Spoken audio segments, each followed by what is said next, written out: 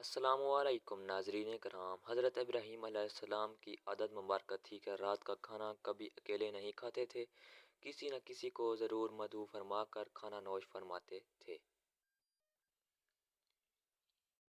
ایک رات حسب عادت آپ کسی مہمان کا انتظار کر رہے تھے کہ کسی نے دروازے پر دستک دے دی۔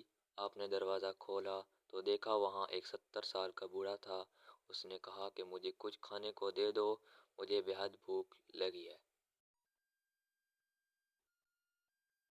حضرت ابراہیم علیہ السلام نے خوش ہو کر فرمایا، مرحبا مرحبا۔ اس آدمی کے ہاتھ دھو لیں۔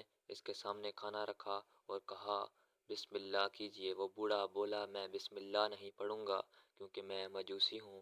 حضرت ابراہیم علیہ السلام نے غصے میں آ کر کہا، کھڑے ہو جاؤ، میں مجوسی کے ساتھ کھانا پسند نہیں کرتا۔ وہ بوڑھا چلا گیا۔ ادھر پلک جھپکتے ہی حضرت جبرائیل علیہ السلام آئے اور بولے، اللہ نے فرمایا ہے اے ابراہیم علیہ السلام، منکر تو وہ میرا ہے، میں نے تو 70 سال میں کبھی بھی اس کا رزق نہیں روکا۔ 70 سال سے وہ میری نافرمانی کر رہا ہے، مجھے نہیں مانتا، مجھ پر ایمان نہیں لاتا، لیکن اس کے باوجود 70 سالوں میں نے ایک دن بھی اس کو بھوکا نہیں سلایا۔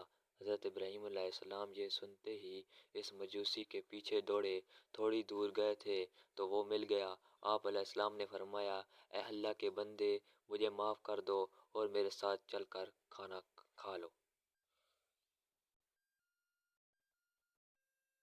آپ کی وجہ سے اللہ مجھ سے سخت ناراض ہو گیا ہے۔ مجوسی بولا کہ کون اللہ؟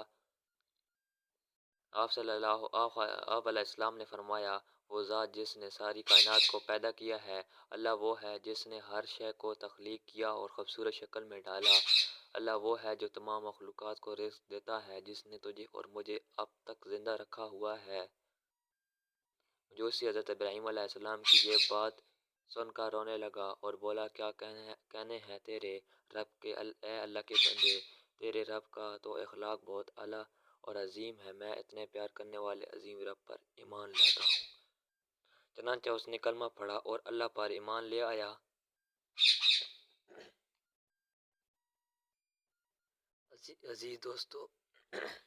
عزیز دوستو، ہمیں نفرت تو گناہ کر نہیں بلکہ اس کے گناہ سے کرنا چاہیے۔ جو کوئی بھی انسان کسی گناہ میں مبتلا ہو، ہمیں اس سے نفرت نہیں کرنی چاہیے بلکہ اس کے لیے ہدایت کی دعا کرنی چاہیے۔ اللہ ہم سب کو سمجھنے اور نیک اعمال کرنے کی توفیق عطا فرمائے، آمین یا رب العالمین۔